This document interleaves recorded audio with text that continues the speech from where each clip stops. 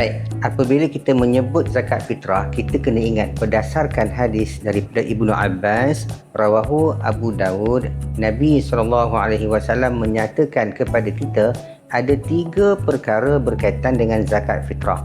2 kepada orang yang membayar, 1 kepada mereka yang menerimanya.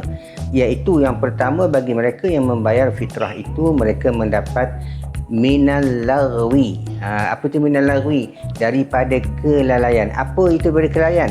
Disucikan mereka daripada dosa kerana kelalaiannya sepanjang Ramadan. Yang kedua, warrafas. Apa itu rafas? Mengeluarkan kalimah-kalimah yang tidak baik daripada lisannya. Contohnya dia mencerita orang, maki orang dan sebagainya. Maka dengan membayar zakat fitrah, maka ia telah menyucikan mereka daripada dosa tersebut. Dan bagi orang yang menerima zakat, Nabi sebut apa? It'amul masakin, iaitu memberi makan kepada orang miskin. Apa arti memberikan orang miskin? Iaitu memberikan kegembiraan kepada mereka menyambut hari raya.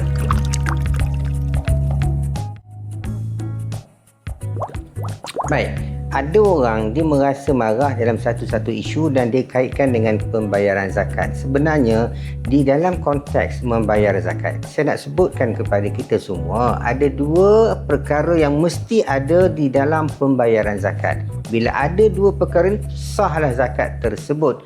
Iaitu yang pertama, ada niat untuk membayar zakat, dan yang kedua, ada berlakunya perpindahan harta daripada pembayar zakat kepada amil. Jadi tak kisahlah nak bayar pun internet ke ataupun bagaimana cara sekalipun, as long as ia memenuhi 2 perkara tadi yang disebut sebagai rukun zakat, sahlah ibadah zakat tersebut.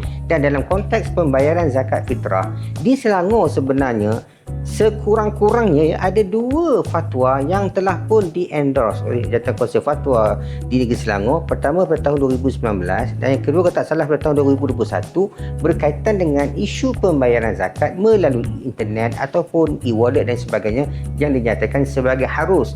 Jadi dalam kes ini kepada masyarakat, kalau tidak faham, fas'alu ahla zikri in kuntum la ta'lamun. Tanya kepada lembaga zakat Selangor, jangan buat assumption dan sebagainya hingga kita tak bayar zakat. Dan ingat, tak bayar zakat berdosa, ya.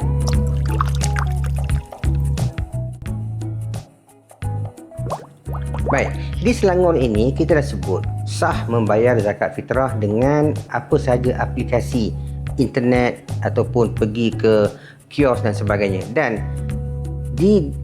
Dan dalam kes ini pada tahun 2026 ini, Lembaga Zakat Selangor telah upgrade lagi perkhidmatannya dengan menggunakan kaedah QRP dan juga ZP. Kedua-duanya boleh dijadikan sebagai landasan untuk pembayaran zakat tanpa perlu kita membawa cash, tanpa perlu kita beratur panjang-panjang, koyak resit dan sebagainya.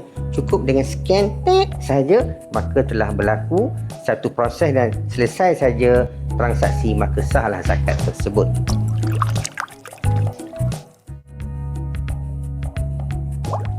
Baik, baru-baru ni ada pihak yang menyatakan kalau bayar zakat awal tak sah. Baiklah, saya nak jelaskan kat sini bahawasanya fuqaha menyatakan waktu membayar zakat fitrah itu terbagi kepada 5. Yang pertama, waktu harus, iaitu bermula daripada terbenamnya matahari Sya'ban masuk malam 1 Ramadan. Yang kedua, waktu wajib, iaitu sebaik saya terbenam matahari akhir Ramadan masuk malam 1 Syawal. Yang ketiga, waktu sunat, iaitu terbit fajar di pagi 1 Syawal hinggalah sebelum imam mendirikan solat Aid.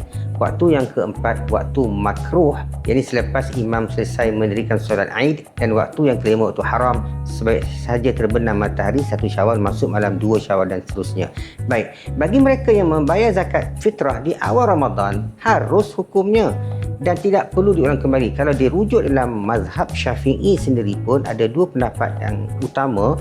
Yang pertama menyatakan tidak sah. Itu pendapat oleh Imam Ibn Hajar Al-Haytami, iaitu mereka yang membayar zakat awal dan kemudian bila mereka balik kampung mereka kena ulang balik semula zakat fitrah. Itu pendapat yang pertama tidak sah. Tapi kita berpegang kepada pandangan Imam Ramli, juga fuqaha besar dalam mazhab Syafi'i, yang menyatakan sah pembayaran zakat fitrah yang pertama walaupun kita melakukannya pada waktu harus dan bukan di tempat kita menyambut hari raya.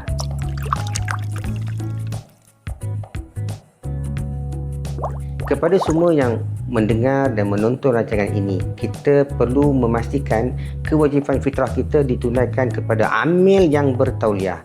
Tunaikan kepada amil lembaga zakat Selangor, kerana di Selangor ada 80,000 buah keluarga fakir miskin yang memerlukan santunan kita, khususnya pada saat kita menyambut Lebaran, agar mereka sama-sama dapat berhari raya dengan gembira. Pada kesempatan ini, saya ingin mengambil peluang mengucapkan selamat Hari Raya Aidilfitri kepada semua umat Islam di negeri Selangor, dan jadikan Lebaran pada kali ini waktu terbaik untuk kita menyambung silaturahim, dan jangan lupa teruskan bersedekah di Hari Raya, memberi kepada mereka yang memerlukan, dan berhati-hati di jalan raya.